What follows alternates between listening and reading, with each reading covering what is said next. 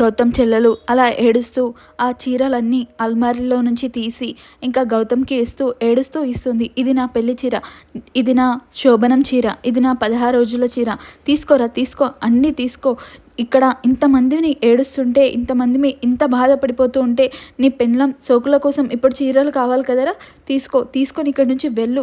ఇంకా నన్ను ఏడిపించింది చాలదా, నన్ను రక్తపు కళ్ళు తెచ్చేలా చేస్తున్నావు, ఏంట్రా నువ్వు అని చెప్పేసి ఇంకా చాలా ఏడుస్తూ బాధపడిపోతూ గౌతమ్ని చూసి బాగా ఏడుస్తూ ఉంటుంది. ఇంతలో ఇంకా వాళ్ళ అక్క కూడా వచ్చి, ఏరా చెల్లెల్ని ఎప్పుడు కంటతడి పెట్టకుండా చూసుకునే వాళ్ళ అన్నయ్యలని చూశాను, కానీ ఇలా చెల్లెల్ని కంట్ల ముందు ఏడుస్తుంటే కూడా పెళ్ళాం గురించి ఆలోచిస్తున్నావు చూడు, నీలాంటి అన్నయ్య ఎవ్వరికీ ఉండొద్దురా అని చెప్పేసి ఇంకా తను బాధపడిపోతూ ఉంటుంది.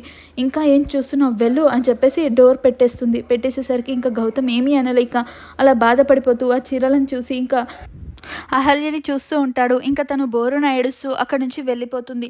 ఇంతలో ఇంకా గౌతమ్ అలా తన రూమ్లోకి వెళ్తూ ఉంటాడు. వెళ్తూ ఉండగానే అక్కడ ఆ డోర్ ముందు చీరలు కనిపిస్తాయి. ఏంటి ఈ చీరలు అని చెప్పి గౌతమ్ అటు ఇటు చూస్తుండగా వాళ్ళ అమ్మ వచ్చి ఆ చీరలు అక్కడ పెట్టి ఏడ్చుకుంటూ వెళ్ళిపోతూ ఉంటుంది. ఇంతలో ఇంకా గౌతమ్ ఆ చీరలను తీసుకొని ఇంకా తనైతే లోపలికి వెళ్తాడు. అహల్య బాగా ఏడుస్తూ ఉంటుంది. ఇది ఇలా ఉండగా ఇంకా బుల్రాజు మందు తాగుతూ అహల్య గురించి ఆలోచిస్తూ ఉంటాడు. ఇంతలో ఇంకా బంగాల్ రాజుని కిడ్నాప్ చేసి తీసుకొని వస్తారు. ఇంకా బుల్లిబాబు కిడ్నాప్ చేయిస్తాడు కదా, ఇంకా బంగాల్ రాజు అయితే వస్తాడు. వచ్చి అక్కడ నన్నెందుకు కిడ్నాప్ చేయించావు బుల్రాజు అని చెప్పేసి అడుగుతూ ఉంటాడు. నేను నిన్ను కిడ్నాప్ చేసిన సంగతి నీకు ఇప్పుడు తెలుస్తుందారా, అసలు నా అహల్య ఏమైందిరా, నా బంగారు పాప ఏమైందిరా, చెప్పు అని చెప్పేసి గట్టిగా అడుగుతూ ఉంటాడు. నాకు కూడా తెలియదు తను ఎక్కడుందో, మా బంగారు తల్లి ఎక్కడుందో నాకు కూడా తెలియదు, నేను ఖచ్చితంగా తెలిస్తే నీకు చెప్తాను కదా అని చెప్పేసి ఇంకా బంగారు రాజు అయితే అంటాడు. అన్నాక నాకు తెలిస్తే, నిజంగా నాకు బంగారం ఎక్కడుందో తెలిస్తే నేను పెళ్లి చేసుకుంటాను రా, నీ కోడల్ని నా నుంచి ఎవ్వరూ తప్పించలేరు, నీ కోడలు నీ ముందే ఉంటుందిరా, నాకు ఇచ్చి పెళ్లి చేయి అని చెప్పేసి ఇంకా బుల్రాజు అయితే అడుగుతూ ఉంటాడు. ఇంకా బంగాళరాజు అయితే నాకు తను కనిపించనే లేదురా, నేను ఎలా చేస్తాను, నేను ఎలా చూస్తాను అని చెప్పేసి, నిజం బుల్రాజు నన్ను నమ్ము అని చెప్పేసి బంగాళరాజు అయితే అంటూ ఉంటాడు. ఇంతలో ఇంకా బాస్ బుల్రాజుకి కాల్ చేసి అహల్య ఏమైందో తెలిసిందా అని చెప్పేసి అడుగుతూ ఉంటాడు. అడగడంతో ఇంకా ఒక్కసారిగా బుల్రాజు షాక్ అవుతాడు. ఇంకా తెలియదు, ఇంకా వెతుకుతున్నాము అని చెప్పేసి అంటాడు. తొందరగా వెతకండి అని చెప్పేసి ఇంకా అతను ఫోన్ కట్ చేస్తాడు. ఇంతలో ఇంకా బుల్రాజు అంటాడు, తను నాకు దొరికితే నేను పెళ్లి చేసుకుంటానురా, అదే వీడికి దొరికితే తన గత ఏమవుతుందో తెలుసా నీకు అని చెప్పేసి ఇంకా బుల్రాజు అయితే టెన్షన్ పడిపోతూ ఉంటాడు.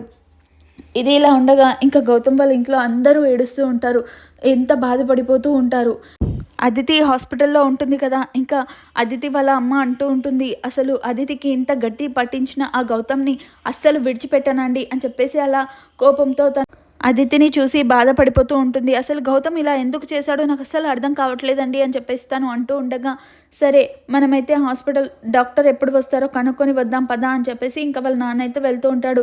అరే ఆనంద్ నువ్వు ఇక్కడే ఉండురా అని చెప్పేసి అంటాడు. అన్నాక మళ్ళీ వద్దులే, అదితి లేస్తే గొడవ చేస్తుంది, మనం ముగ్గురం కిందికి వెళ్దాం పదా అని చెప్పేసి ఇంకా వాళ్ళ ముగ్గురు అయితే కిందికి వెళ్తూ ఉంటారు. ఇంతలో ఇంకా అదితికి అయితే మెలకు వస్తుంది. తనైతే అలా హాస్పిటల్లో అన్ని తన చేతులకున్న గ్లూకోజ్ అన్నీ పీకేసి తనైతే పారిపోవడానికి ట్రై చేస్తుంది.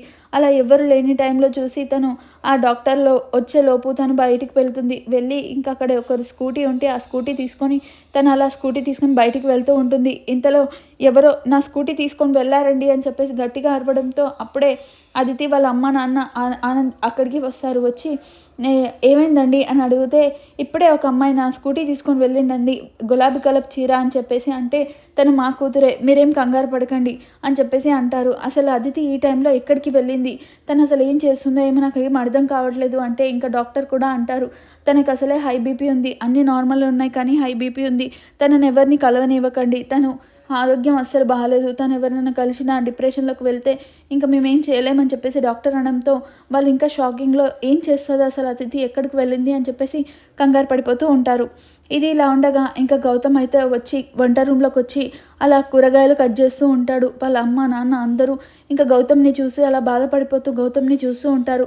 అయినా ఇంకా గౌతమ్ అస్సలు పట్టించుకోకుండా తనైతే ఆ కూర చేసి అన్నం చేసి ఇంకా ప్లేట్లో వేసుకొని అలా పైకి తీసుకొని వెళ్తూ ఉండగానే ఇంకా వాళ్ళక్క గట్టిగా అరుస్తూ ఉంటుంది, చూసారా నాన్న, అసలు వాడిని ఏమీ అడగరేంటి, వాడు హాయిగా అందరం ఇంత ఏడుస్తూ ఉంటే తను మాత్రం తన పెళ్ళానికి వండుకొని తీసుకొని వెళ్తున్నాడు పరమాన్నం అని చెప్పేసి గట్టిగా అంటుంది. అన్నాక ఇంకా వాళ్ళ నాన్న అయితే అంటాడు, తను నా కొడుకులాగా లేడమ్మా, ఇప్పుడు ఆ అమ్మాయి భర్తలాగా ఉన్నాడు, ఇంకా నేనేం మాట్లాడతాను, తను ఆ భర్త కర్తవ్యం నెరవేరుస్తున్నాడు, నేను ఇంకా నా కొడుకులాగా లేనప్పుడు నేనేమి అడుగుతానమ్మా అని చెప్పేసి ఇంకా వాళ్ళ నాన్న అయితే అంటూ ఉంటాడు. ఇంతలో ఇంకా వాళ్ళిద్దరూ అలా చూస్తూ ఉంటారు. ఇంతలో అహల్య తనని ఇంద్రని గుర్తు చేసుకుంటూ ఏడుస్తూ ఉంటుంది. ఇంతలో అక్కడ గౌతమ్ వెళ్తాడు. వెళ్ళి కొంచెం తినండి అహల్య గారు అని చెప్పేసి అంటాడు. అన్నాక మీరు నా కోసం, నా బిడ్డ కోసం మీరు ఇంత చేస్తున్నారు, మీ ఫ్యామిలీ మొత్తం నా వల్ల బాధపడుతున్నారు, అసలు కొంచెం కూడా మీకు బాధ అనిపించట్లేదా, నాకు ఇంత బాధగా అనిపిస్తుంది, అసలు మీరు నాకు ఇలా దొరికినందుకు సంతోషపడాలో, మీ ఇంట్లో వాళ్ళని బాధ పెడుతున్నందుకు బాధపడాలో నాకేమీ అర్థం కావట్లేదు అని చెప్పేసి అహల్య బోరున ఏడుస్తూ ఉంటుంది. ఇది ఇవాల్టి ఎపిసోడ్. మరి రేపు ఏం జరగబోతుందో తెలుసుకుందాం. Thank you for watching.